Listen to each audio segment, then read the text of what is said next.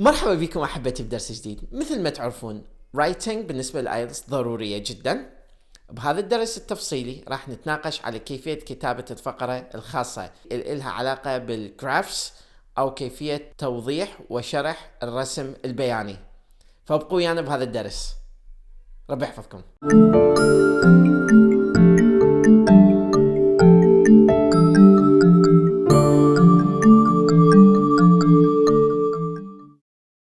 Welcome back again in another tutorial. In our tutorial of today, we're going to discuss Task 1 in IELTS. Task 1 is simply trying to provide objective description of a graph that is given to you by IELTS. In writing Task 1, you'll be tested on your ability to use numbers, fractions, and percentages accurately.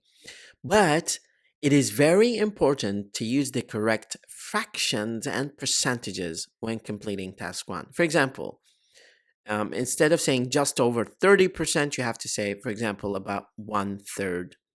We can use approximately, about half, under 25%, and so on and so forth. You will be given 20 minutes to finish this task with minimum amount of words of 150. As an example, we'll have a look here. And since this is a very short tutorial, I want you to understand that this is one of the easiest but highly feared tasks in IELTS. For example, let's have a look here. This is a pie chart. Below, the devices people use in the 18 to 25 age group to watch television in Canada in 2 different years, so 2009 and 2019.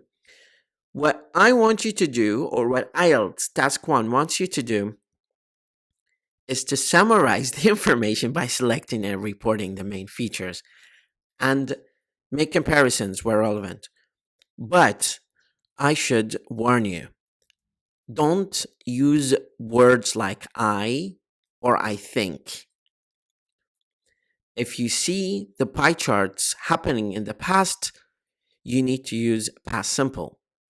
And if you want to use reported speech in the present simple, that is recommended as well. But you need to stick with the tense of the reporting. So if it happens in the past, use past. If it happens in the present, use present. Let's have a look at the model answer here. The two charts illustrate the appliances that young adults in Canada use to watch television programs and how this has changed over the 10-year period from 2009 to 2019. This is clearly the beginning of the first part.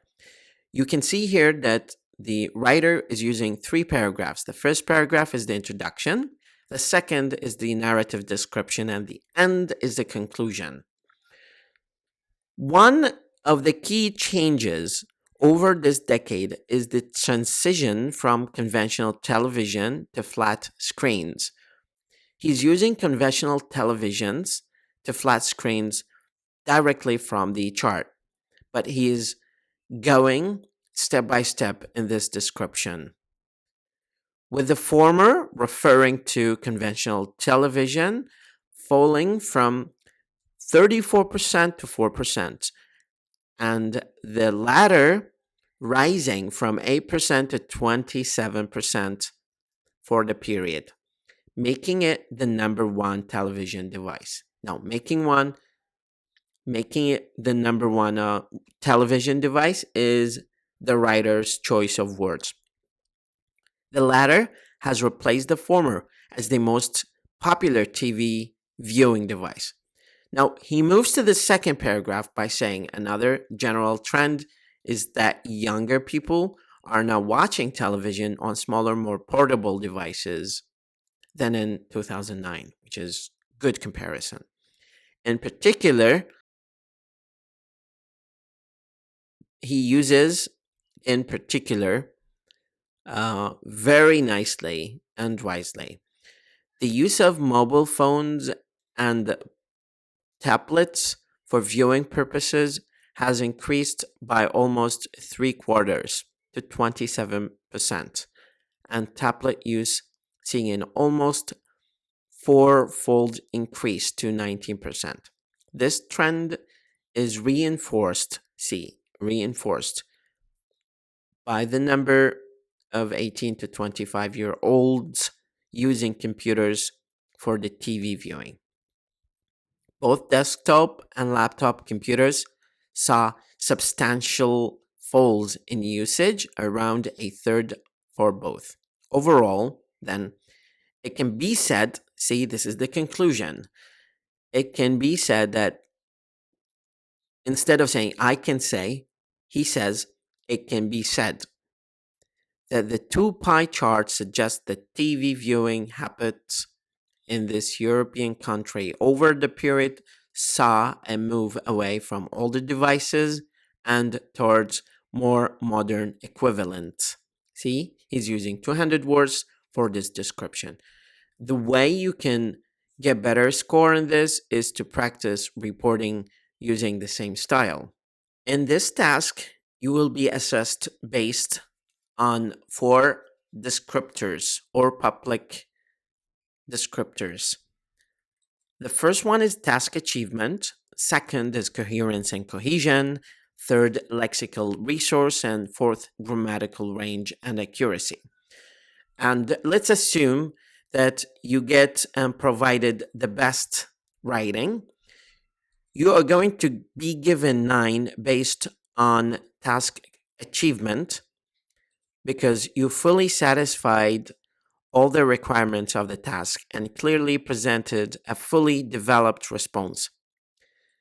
If you get 9, you should use cohesion in such a way that it attracts no attention, skillfully manages paragraphing. If you want to get 9, you have to make sure to use a wide range of vocabulary with very natural and sophisticated control of lexical features. Rare minor errors occur only as slips. And if you want to get 9, you need to use a wide range of structures with full flexibility and accuracy, with rare minor errors occur only as slips. Anything that goes beyond this list of descriptors is going to be marked as 8.5 or less. Keep that in mind. That was a quick description of the IELTS Task 1 and how you can do better in this task particularly. Have a wonderful day or evening. مدرب لغة وليد خالد.